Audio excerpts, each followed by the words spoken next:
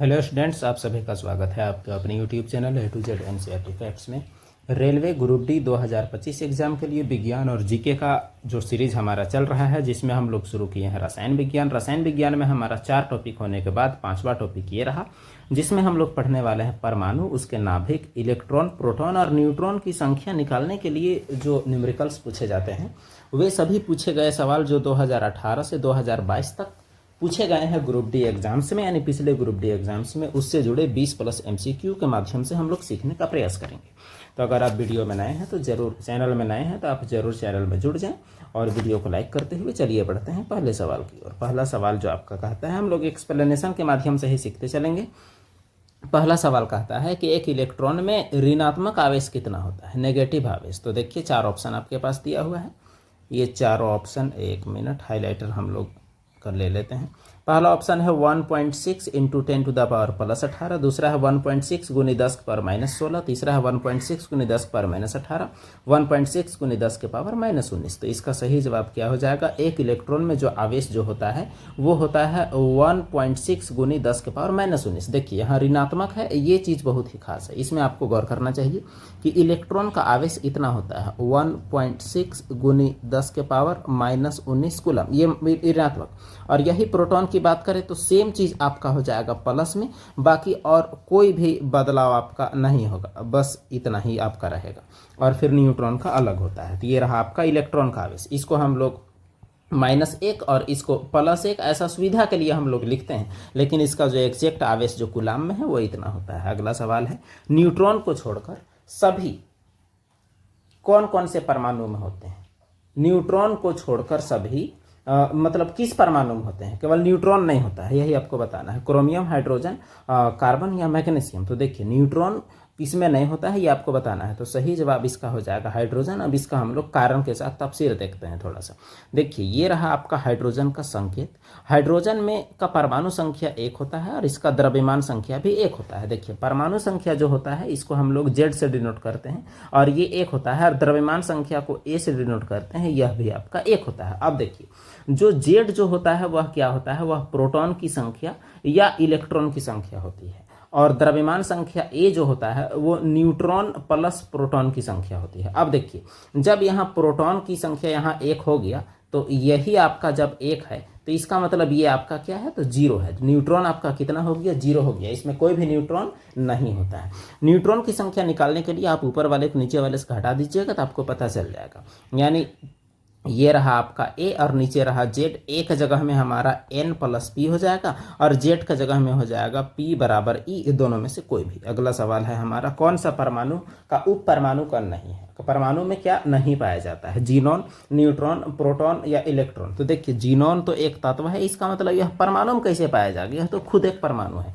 बाकी neutron, electron और proton ये तीनों पाए जाते हैं, जिसमें से इलेक्ट्रॉन में माइनस चार्ज, प्रोटॉन में प्लस चार्ज और इसमें शून्य चार्ज, इसीलिए तो यह न्यूट्रल होता है। तो क्वेश्चन नंबर 3 का आंसर ए है। अगला सवाल, प्रोटॉन में धनात्मक आवेश कितना होता है? ये रहा पहला सवाल आपका रिपीट हो गया। अब देखिए यहाँ प्लस कहाँ करेंगे? तो प्लस आप पहले करेंगे, ऐसा नहीं कि यहाँ घात में आप करने लगे। देखिए आपका ऑप्शन में कैसे गड़बड़ किया है।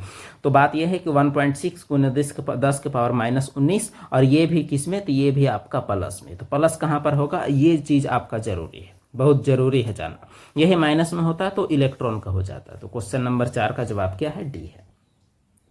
उसके बाद अगला सवाल जो है हमारे सामने वो है रदरफोर्ड परमाणु मॉडल में। ये रहा आपका क्वेश्चन नंबर 5। अल्फा कण किस पर प्रक्षेपित किए जाते हैं? खाली जगह दिया हुआ है, किस पर? स्वर्ण, चांदी, टाइटेनियम, एल्युमिनियम। तो कौन चीज का वहां पन्नी बनाया गया था? तो ये आपको बताना है। तो सही जवाब है वो गोल्ड का पन्नी बनाया गया था, और गोल्ड से जितना पार हुआ वही है। जैसे मान के चलिए गोल्ड का ये एटम है, तो गोल्ड का एक पतला पन्नी है तो वहां आपका कई एटम हो सकता है। तो इसी से जो पार हुआ या फिर जो लौट गया उसी का आधार पर बताया गया कि एटम में खाली होता है, भरा होता है। रदरफोर्ड का परमाणु मॉडल गोल्ड फॉइल में किया गया था। गोल्ड फॉइल यानी सोना का पतला पन्नी में यह एक्सपेरिमेंट किया गया था और पता लगाया गया था कि परमाणु के बीच में नाभिक होता है, परमाणु का अधिकतर स्पेस क्या होता है? खाली होता है। अगला सवाल जो कि हमारा छठा प्रश्न है, तो छठा सवाल में क्या कहता है वो देख लें। बोर के एटम मॉडल की अभिधारणा के अनुसार क्या होता है जब एक इलेक्ट्रॉन ऊर्जा के फोटोन को अवशोषित करता है? देखिए यह एक कक्षा में तैरता रहता है, तेजिस दोलन करता है, प्रकाश उत्सर्जित करता है, भीतरी कक्षा में जाता है, अगले कक्षा में जाता है। थोड़ा इस पर डिटेल देखते हैं। मान के चलिए हमारे पास ऐसा इस प्रकार से कोई तत्व है, तो तत्व है तो इसकी ये कक्षाएं हैं, और कक्षाएं जो हैं वो कई कक्षाएं हैं, सबका ऊर्जा स्तर जो है वो आपका सबका ऊर्जा स्तर अलग अलग है। अब देखिए, जब एक इलेक्ट्रॉन ऊर्जा फोटोन को अवशोषित करता है, तो मान के चलिए वो जो है वो अभी इलेक्ट्रॉन यहाँ पर है, तो अवशोषित करने के बाद उसमें ऊर्जा आ जाएगा, तो वो हायर वाला में दौड़ने लगेगा, यानी हायर एनर्जी ऑर्बिट में वह चक्कर लगाने लगेगा। इसका मतलब ये हुआ कि वह अगले बाहरी कक्षा में चला जाता है, तो अगले बाहरी कक्षा में चला जाता है। इसका मतलब ऑप्शन नंबर डी आपका सही जवाब हो जाएगा क्वेश्चन नंबर 6 का। अब देखिए, जब ये एब्जॉर्ब करता है तब, और अगर यहाँ से एमिट होता तो यह और निचली कक्षा में यानी भीतरी कक्षा में चला जाता, यानी वो गेन करेगा तो बाहर ऊपर जाएगा और लॉस करेगा तो नीचे जाएगा। अगला और आज का 7वां सवाल आपके सामने ये रहा। परमाणु का नाभिक मॉडल पहली बार किसके द्वारा खोजा गया है? Ernest Rutherford, Dmitri Mendeleev, Niels Bohr या लुई पास्चर। तो परमाणु का जो नाभिक मॉडल है वो किसके द्वारा खोजा गया है? तो वो अर्नेस्ट रदरफोर्ड के द्वारा खोजा गया। और नाभिक का खोज का भी श्रेय इन्हीं को जाता है। तो नाभिक का खोज किसने किया है? तो अर्नेस्ट रदरफोर्ड ने किया है। परमाणु का 99.99% of mass is conserved at the nucleus, यानी नाभिक में ही होता है। अगला सवाल है जो कि क्वेश्चन नंबर कौन सा हो जाएगा, वो 8वां आपका होगा। सवाल है पोटेशियम का परमाणु संख्या 19 है और द्रव्यमान संख्या 39 है, तो न्यूट्रॉन की संख्या कितनी है? तो देखिए इसको ऐसे लिखते हैं, ये रहा आपका पोटेशियम। अब परमाणु संख्या तो नीचे लिखा जाएगा और द्रव्यमान संख्या कहाँ लिखा जाएगा? ऊपर। न्यूट्रॉन की संख्या निकालने के लिए आपको ऊपर से नीचे का आपको घटा देना है, बस आपको वही करना है। तो न्यूट्रॉन की संख्या क्या? 39 माइनस क्या हो जाएगा? 19, अर्थात आपका सही जवाब क्या हो जाएगा? तो 20 हो जाएगा। अब हम लोग घटाए क्यों, इस पर भी हम लोग चर्चा कर लेते हैं। देखिए ये 39 जो है, ये 39 क्या है? तो ये 39 है आपका ए, और ए में क्या है? N प्लस P है, यानी न्यूट्रॉन प्लस प्रोटॉन। और ये जो 19 है ये आपका Z है, और ये क्या है? ये P है। अब देखिए ये जब P है तो यहाँ P का मान अगर हम रखेंगे, यहाँ P का जगह हमें 19 रखेंगे तो ये जाके घटेगा ही, इसीलिए हम लोग घटाए। अब अगला सवाल जो है आपका क्वेश्चन नंबर 9 है। सवाल कहता है कार्बन परमाणु के बारे में C612 के बारे में क्या निष्कर्ष निकाल सकते हैं? कितना न्यूट्रॉन कितना प्रोटॉन, ये पता लगाते हैं। तो देखिए सबसे पहले इसका हम लोग तोड़ ही निकाल लेते हैं, उसके बाद ही जो आपका परमाणु संख्या है वो तो आपका प्रोटॉन की संख्या है। तो प्रोटॉन कितना है? 6 है। जब प्रोटॉन 6 है तो इलेक्ट्रॉन भी कितना हो जाएगा? बराबर होता है, इसीलिए 6 है। अब न्यूट्रॉन कितना है? ऊपर से नीचे को घटाइए तो 12 में 6 कितना? 6। तो सब आपका 6 है। अब देखिए सब जब 6 है तो 12 वाला ऑप्शन तो आपका कट हो जाएगा, 12 वाला ऑप्शन सारा कट। तो इसमें आपका 6 न्यूट्रॉन और 6 प्रोटॉन है। तो क्वेश्चन नंबर 9 का जवाब एकदम सीधा आंसर आपका ऑप्शन नंबर क्या है? तो ऑप्शन नंबर डी है। अगला सवाल देखते हैं क्वेश्चन नंबर 10। सवाल यहाँ कह रहा है निम्न में से किसे एक तत्व की भार की तुलना के मूल विशेषता को माना जाता है? यानी भार का तुलना, परमाणु द्रव्यमान, परमाणु त्रिज्या, अवोगाड्रो संख्या, परमाणु क्रमांक, यानी तत्व का भार हम लोग जो निकालते हैं उसका तुलनात्मक अंक क्या है वो आपको बताना है। तो यहाँ तो वजह दिख भी रहा है साफ साफ। परमाणु द्रव्यमान जो है एक तरह से भार को बताता है, परमाणु का भार को। जैसे कार्बन 612 में इसका परमाणु भार कितना है? तो परमाणु भार आपका 12 है, तो इसका मतलब द्रव्यमान संख्या इसका जो है वो आपका 12 है, 12 ग्राम पर मोल। तो ये आपका तुलनात्मक हुआ। तो अगला सवाल जो है वो क्वेश्चन नंबर 11 है। सवाल कहता है किसी तत्व के परमाणु में उपस्थित इलेक्ट्रॉनों की संख्या किसके बराबर होती है? परमाणु क्रमांक, परमाणु भार, संतुलित भार, इलेक्ट्रॉन बंधुता। अब देखिए इलेक्ट्रॉन और प्रोटॉन दोनों बराबर होते हैं और ये परमाणु संख्या के बराबर होते हैं। तो अगर इस आधार पर देखा जाए तो इलेक्ट्रॉन की संख्या क्या है? वो परमाणु संख्या के बराबर होती है अमूमन। अगला सवाल है क्वेश्चन नंबर 12। सवाल यहाँ कह रहा है F9-19 में न्यूट्रॉन प्रोटॉन इलेक्ट्रॉन की संख्या निकालिए। देखिए फिर से एक बार लिखते हैं, F9 है और ऊपर में क्या है? 19 है। नीचे में जो आपका है वो क्या है? Z, और Z बराबर होता है आपका P या E। इसका मतलब प्रोटॉन की संख्या कितनी है? वो 9। इलेक्ट्रॉन की संख्या कितनी है? 9। और न्यूट्रॉन की संख्या ऊपर से नीचे घटाइए, 19 में 9 कितना? तो 10। अब फिर आप ऑप्शन आप देखते जाइए, प्रोटॉन आपका 9 होना चाहिए और इलेक्ट्रॉन भी 9, तो इलेक्ट्रॉन यहाँ 10 बोला है, कहानी खत्म। तीनों 9 हो नहीं सकता है, ये भी कहानी खत्म। 9 प्रोटॉन, 9 इलेक्ट्रॉन, 10 न्यूट्रॉन, ये कहानी एकदम यही सही होगा। तो option number C question number 12 का ये जवाब आपका सही है। अगला सवाल है क्वेश्चन नंबर 13।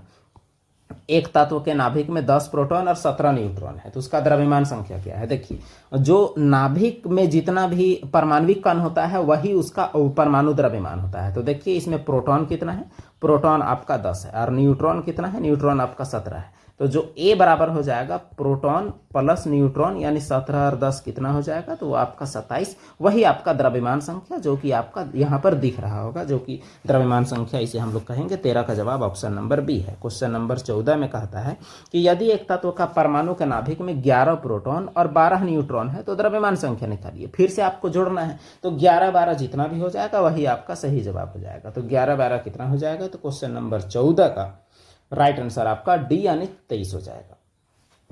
क्वेश्चन नंबर 15, एक तत्व का समस्थानिक का द्रव्यमान संख्या कितना है, तो वो आपका 298 है और उसके नाभिक में कितना न्यूट्रॉन है, तो 189 है। तो उसकी परमाणु संख्या क्या होगी, चलिए इसको बढ़िया से हम लोग लिखते हैं। मान के चलिए वो तत्व जो है वो आपका एक्स है या हाँ एक्स ही हम लोग लिखते हैं, चलिए वो एक्स है। तो उसका द्रव्यमान संख्या यानी ऊपर जो अंक है वो कितना है, 298। अब 298 तो है, ठीक, इतना समझ गए बात को। अब देखिए उसका परमाणु संख्या जो है वो आपका कितना है, तो वो आपका जेड है। अब देखिए यहाँ जेड बराबर क्या होता है, जेड बराबर आपका प्रोटॉन होता है और यहाँ जो द्रव्यमान संख्या है वो आपका ए है और ए कितना है 298 और ये होता है आपका N + P। अब फिर ध्यान दीजिए आप, ये हुआ आपका 298, न्यूट्रॉन की संख्या दी हुई है 189 + P। अब इसे हल करके आप प्रोटॉन की संख्या निकाल सकते हैं। इसका मतलब आप या परमाणु संख्या या प्रोटॉन की संख्या वही होगा। तो इसको ले जाकर इधर घटा दीजिए। देखिए 18 में 9 9, तो लास्ट में 9 वाला आपका जवाब तो होगा ही। अब 9 वाला 2 यानी पूरा घटाना पड़ेगा। तो 18 में 9 9, उसके बाद 28 में 18 आपका कितना 10 यानी 109 वाला आपका सही जवाब हो जाएगा ऑप्शन नंबर ए। तो क्वेश्चन नंबर 15 का सही जवाब है ऑप्शन नंबर ए। कैसे ही आप देख चुके हैं। अगला सवाल है क्वेश्चन नंबर 16, आइसोटोप क्या होता है।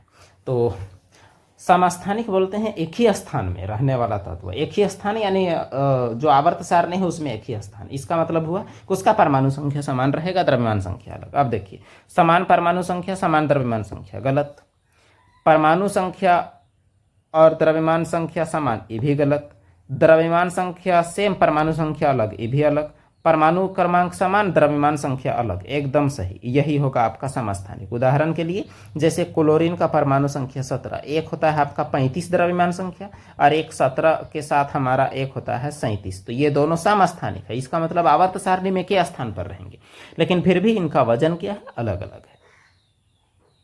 अब देखते हैं क्वेश्चन नंबर 17। सवाल कहता है कि खाली जगह की रासायनिक विशेषताएं एक समान होती है लेकिन परमाणु द्रव्यमान अलग होता है। तो परमाणु द्रव्यमान किसका अलग होता है, समभारिक, समस्थानिक, एक्टिनेट, समायवी। तो समस्थानिक का परमाणु द्रव्यमान अलग होता है और समभारिक का परमाणु संख्या अलग होता है। समभारिक में आप लोग याद रखिएगा परमाणु भार जो है ये समान होता है और इसका परमाणु संख्या जो है ये क्या है, ये डिफरेंट होता है। तो समभारिक और समस्थानिक ये आप जरूर जानें। अगला सवाल है क्वेश्चन नंबर 18, क्लोरीन गैस के 2 समस्थानिक हैं और दोनों का अनुपात जो है 3:1 होता है। तो कौन कौन से हैं ये आपको बताना है। तो अभी आपको ऊपर बताया गया 35-37, क्लोरीन का एक का 35 होता है, एक का 37 होता है। ऑप्शन में आप देख लीजिए, आपको केवल यही ऑप्शन नजर आएगा, क्लोरीन 35 और क्लोरीन 37। अगला सवाल है क्वेश्चन नंबर 19, निम्न में से कौन सा किसी तत्व के समस्थानिकों का कुल है। परमाणु द्रव्यमान समान, बिल्कुल नहीं। परमाणु क्रमांक समान, ये सही। भिन्न भौतिक गुण, समान रासायनिक गुण। रासायनिक गुण समान ये जरूर हो सकता है। तो क्वेश्चन नंबर 19 जो है 19 का ये चौथा वाला तो पूरा सही है। अब देखिए भिन्न भौतिक गुण, बिल्कुल ये भी सही। समान रासायनिक गुण और भौतिक गुण भिन्न, इसका मतलब एक नहीं होना चाहिए, बाकी सब हो जाएगा। तो इसका मतलब 2, 3, 4 यानी ऑप्शन नंबर बी आपका सही जवाब हो जाएगा। क्वेश्चन नंबर 19 में आप देख सकते हैं कि क्या क्या सही है। तो क्वेश्चन नंबर 19 का जवाब है ऑप्शन नंबर बी। अगला सवाल है, यह अवधारणा कि एक तत्व के सभी परमाणु समान होते हैं कौन सा खोज से गलत साबित हो गया। अपरूपता, समस्थानिक, रेडियोधर्मिता या समभारिक। तो क्वेश्चन नंबर 20 का जवाब हो जाएगा सही, समस्थानिक। समस्थानिक के खोज के बाद पता चला कि एक ही तत्व के सभी परमाणु समान नहीं होते। कैसे ये आपको बताते हैं। जैसे हाइड्रोजन का अगर सभी परमाणु समान होता तो एक प्रोटियम और एक ड्यूटेरियम और एक ट्रिटियम कैसे बनता। इसका मतलब ये है कि एक ही तत्व के सभी परमाणु समान हो कोई जरूरी नहीं है। ई बात गलत साबित हो गया वही समस्थानिक का खुद से। अगला सवाल है क्वेश्चन नंबर 21, जो कि आज का आखिरी सवाल है। संभारिकों में किसकी संख्या समान होती है? आयन, नाभिक, इलेक्ट्रॉन या प्रोटॉन? तो देखिए संभारिक का भार समान होता है, और भार जो होता है वो किससे आखिर फर्क पड़ता है ये आपको बताना है। तो देखिए भार जो है वो मतलब नाभिक में जो संख्या जो होती है उससे, लेकिन थोड़ा सा हम लोग इसको डिटेल देखते हैं। मान के चलिए 2 संभारिक हम लोग देखते हैं। एक हो जाएगा आर्गन जिसका 18 और 40, और एक हो जाएगा कैल्शियम जिसका 18 और 40। अब फिर देखिए इसमें आपका न्यूट्रॉन की संख्या दोनों में, अच्छा कैल्शियम वाला में हम लोग गलत लिखे हैं, कैल्शियम का 20, न्यूट्रॉन की संख्या, इसमें न्यूट्रॉन की संख्या कितनी है? 40 में 18 घटाइएगा तो 22, और इसमें न्यूट्रॉन की संख्या कितनी है? तो इसमें न्यूट्रॉन की संख्या आपका हो जाएगा 20। अब देखिए दोनों में प्रोटॉन की संख्या अगर बोला जाए तो प्रोटॉन की संख्या दोनों में, एक में आपका है 18 और एक में आपका क्या है? एक में आपका है 20। तो अब सवाल ये उठता है कि संभारिक में आखिर कौन चीज़ का संख्या समान है? न्यूट्रॉन तो अलग है, अब इलेक्ट्रॉन भी दोनों में अलग अलग है। तो देखा जाए तो नाभिक में यानी ओवरऑल जो संख्या होता है न्यूक्लियन का, ये नाभिक में जो भी चीज़ होगा इसे हम लोग न्यूक्लियन बोलेंगे। तो न्यूक्लियन की संख्या समान होती है, यानी न्यूट्रॉन प्लस प्रोटॉन की संख्या क्या होगी? समान होगी। तो यहाँ ऑप्शंस थोड़ा क्लियर नहीं है, यहाँ न्यूक्लियन होना चाहिए। तो ये रहा इस टॉपिक से आपका 21 क्वेश्चन, जिसमें हम लोग परमाणु संख्या निकालना, इलेक्ट्रॉन, न्यूट्रॉन, प्रोटॉन की संख्या निकालना हम लोग सीख रहे थे। तो ये सभी आपके आने वाले एग्जाम में, आगामी एग्जाम में आपके लिए काफ़ी हेल्पफुल साबित होगा। तो चलिए हम लोग आज के लिए इसी को हम लोग एंड करते हैं। अगले वीडियो में हम लोग मिलेंगे जिसमें और भी टॉपिक हम लोग पढ़ेंगे, जैसे इलेक्ट्रॉनिक कॉन्फ़िगरेशन, इलेक्ट्रॉनिक विन्यास जैसे चीज़ों को हम लोग अध्ययन करेंगे ऑब्जेक्टिव सवाल के माध्यम से। वीडियो के अंत तक बने रहने के लिए आप सभी का धन्यवाद। कोई भी डाउट हो तो आप ज़रूर बताएं, कोई भी गलती हो अगर बताने में तो उसे भी आप कमेंट बॉक्स में ज़रूर आप साझा करें ताकि हमें पता चले।